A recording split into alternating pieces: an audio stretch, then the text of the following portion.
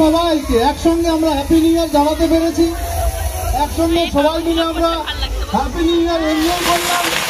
আমাদের সমস্ত শুভাকাঙ্ক্ষী, আমাদের মনে করি আপনারা যারা আছেন সবাই family member of 5 star club, আমরা